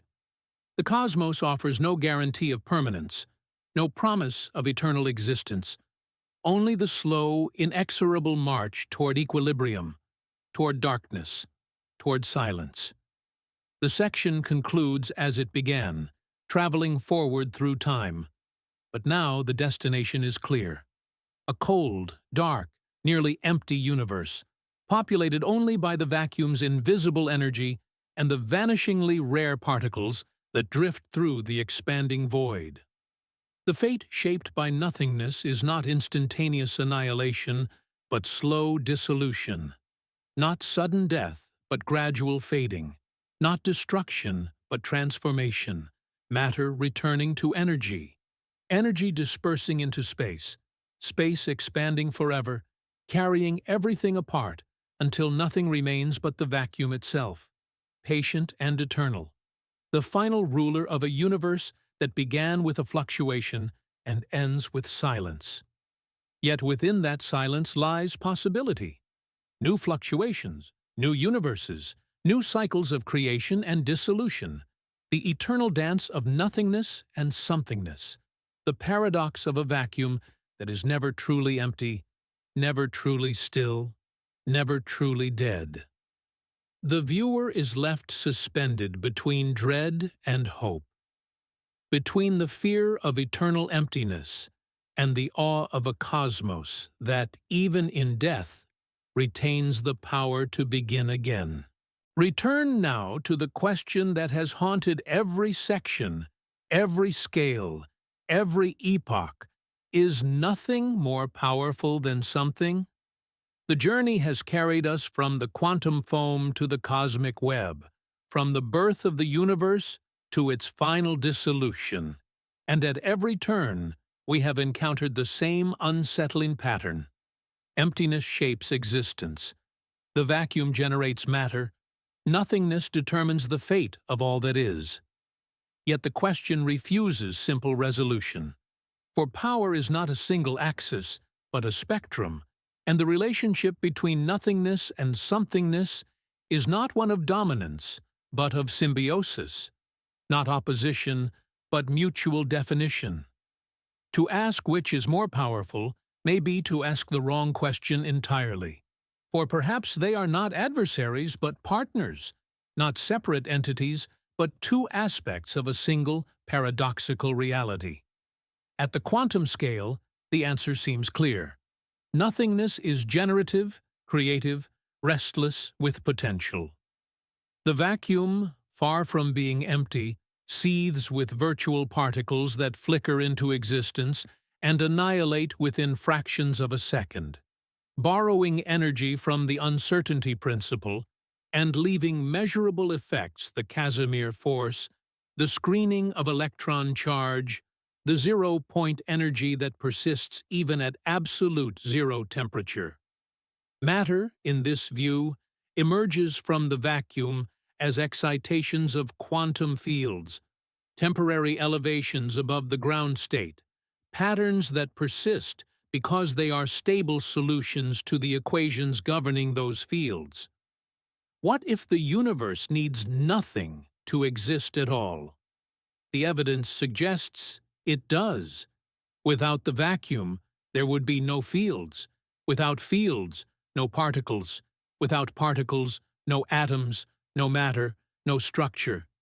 Yet somethingness, once emerged, possesses its own power, the power of organization, of complexity, of information. Atoms combine into molecules, molecules into cells, cells into organisms, organisms into ecosystems and civilizations. Consciousness arises, capable of contemplating its own existence, of formulating laws, of probing the nature of reality itself. Stars fuse light elements into heavy ones, enriching the cosmos with carbon, oxygen, iron, the building blocks of life. Galaxies cluster along filaments, sculpt in the cosmic web, their gravitational fields shaping the flow of matter and light across billions of years. Is somethingness just a temporary arrangement of the void? Yes, according to quantum field theory, but temporary spans billions of years, and arrangement generates phenomena, life, thought, beauty that possess value and meaning independent of their ultimate fate. But there is a deeper problem.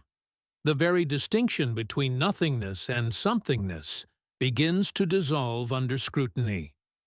Philosophers have long debated whether nothing can exist at all. For to speak of nothingness is to make it something, to give it properties, and thus contradict its definition. The physicist's vacuum is not the philosopher's absolute. Nothingness but a quantum state possessing energy, structure, and dynamical properties. Yet absolute nothingness, the absence of everything, including space, time, laws, and potentiality, is incoherent, self-contradictory, impossible even to conceive without inadvertently importing concepts that negate the very idea of absence.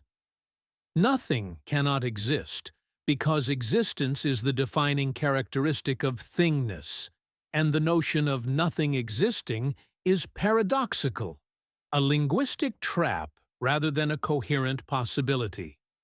Some physicists and philosophers go further, proposing that only nothingness exists and that somethingness, the entire manifest world, is an illusion, a self-referential interpretation that emerges from the infinite potentiality contained within absolute absence. In this framework, called N-theory, reality is grounded by nothing, and all perceived entities are meta-real. They exist relative to observers and contexts, but not fundamentally. Information can be extracted from nothingness because nothingness contains all possible combinations, all possible patterns, and conscious observers carve meaning from this undifferentiated potential by selecting certain patterns and ignoring others.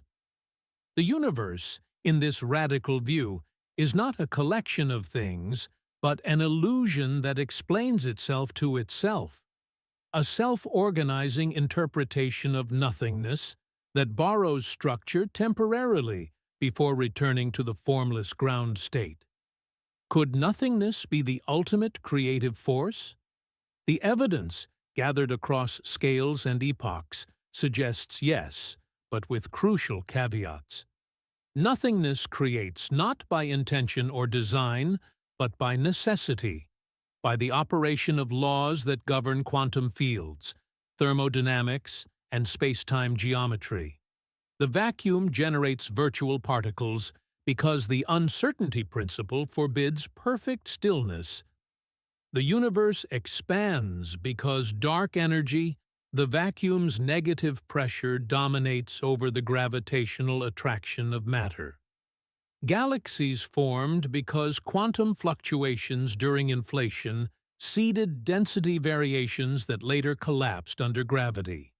At every step, nothingness provides the substrate, the potential, the energy, but somethingness organizes it, stabilizes it, gives it form. And this is where the story bends. A profound symmetry emerges when we examine the relationship between nothingness and somethingness, not as adversaries, but as complementary opposites, each defining and requiring the other. Nothingness cannot be conceived without reference to somethingness. We understand nothing only as the negation of something, the absence that makes presence meaningful.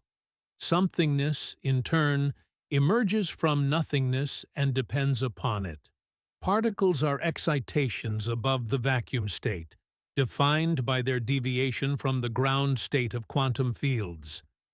The discomfort of a universe resting on paradox presses upon us, for we seek solid foundations, ultimate explanations, bedrock truths, yet reality offers instead circularity, a mutual dependence, a dance where neither partner leads permanently. The ancient traditions intuited this symmetry. Buddhist philosophy speaks of the middle way between eternalism, the belief that things exist permanently, and nihilism, the belief that nothing exists at all, recognizing that both extremes miss the truth of dependent origination. Taoist philosophy embraces the interplay of yin and yang, darkness and light, emptiness and fullness, each containing the seed of the other, each transforming into the other in endless cycles. Greek philosophy debated whether being or non-being was primary, whether change required empty space, or whether reality was a continuous plenum, yet both positions acknowledged that understanding one concept required understanding its opposite. Modern physics, despite its mathematical sophistication, has not resolved this paradox but deepened it, revealing that nothingness is not truly empty and somethingness is not truly substantial. The unresolved question of what truly holds power lingers because the universe itself has not resolved it. Matter dominates on small scales, where gravitational and electromagnetic forces bind particles into atoms, molecules, and larger structures. Dark energy, the vacuum's influence, dominates on large scales, driving the accelerated expansion of space and determining the ultimate fate of the cosmos. Both are essential. Without matter, there would be no galaxies, stars, or observers to contemplate existence.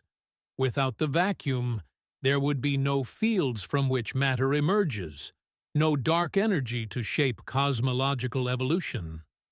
The balance has shifted over cosmic history. Matter dominated early, when the universe was dense and hot. Dark energy dominates now, and will dominate increasingly in the future, as space expands and matter dilutes. The universe, it seems, is structured such that neither nothingness nor somethingness holds permanent supremacy, but rather alternates, each having its epoch, its domain, its role in the unfolding cosmic drama. Revisiting every scale illuminates the pattern.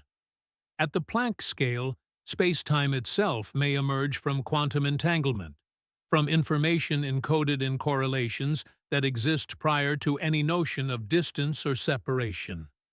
At nuclear scales, particles are composites of quarks and gluons, themselves excitations of quantum fields arising from the vacuum. At atomic scales, electrons orbit nuclei held by electromagnetic forces mediated by virtual photons that emerge from and return to the vacuum. At stellar scales, nuclear fusion converts mass into energy, gravity compresses matter, and the structure of space-time curves in response, yet all these processes operate within a universe where the vacuum's dark energy slowly gains dominance. At cosmic scales, the accelerated expansion driven by vacuum energy determines whether galaxies can form, whether structures can persist, whether observers can exist. The influence of emptiness and matter intertwine at every level, neither fully independent of the other. The viewer confronts an image of a universe in delicate tension, where emptiness is not the enemy of existence, but its engine, not the negation of matter, but its source, not the opposite of life, but its precondition. Without the vacuum's zero-point energy, quantum fields could not exist. Without quantum fields, particles could not arise. Without particles, atoms could not form. Without atoms, stars could not ignite. Without stars, heavy elements could not be forged. Without heavy elements, planets and life could not emerge. The chain of causation runs through the vacuum at every step, yet the vacuum alone is not sufficient.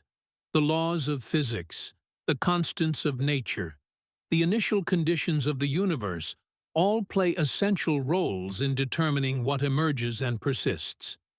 Slowly, the narrative reveals that the question, which is more powerful, may rest on a false dichotomy.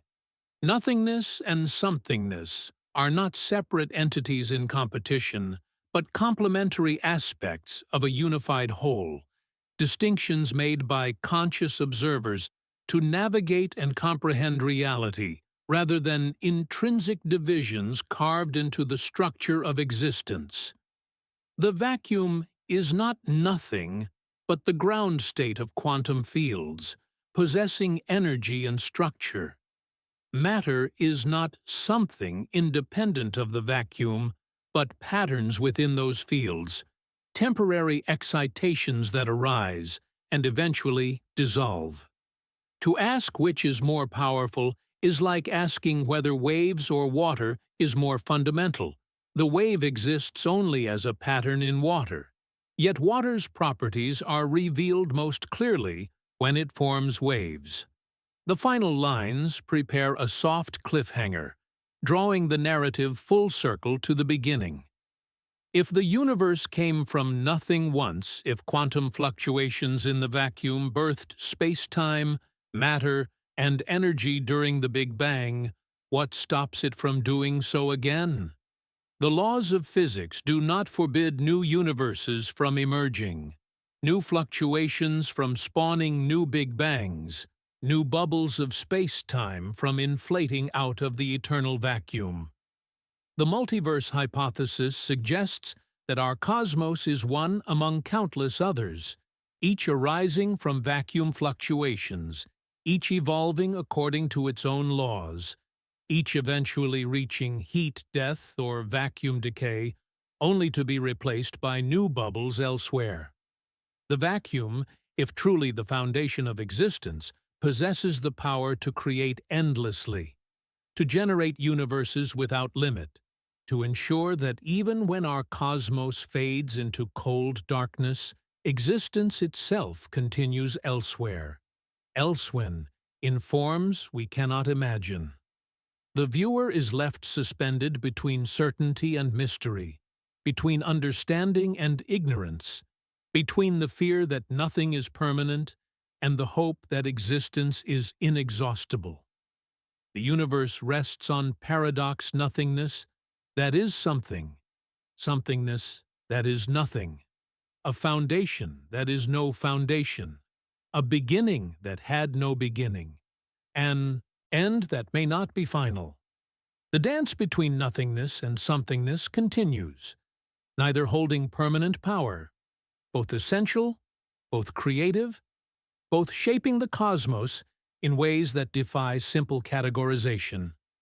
And the final question lingers, unanswered and perhaps unanswerable, echoing across the vast expanse of space and time. If nothingness can birth a universe once, what prevents it from doing so eternally, forever creating, forever destroying, forever dancing between absence and presence, in an infinite cycle that has no beginning and will have no end?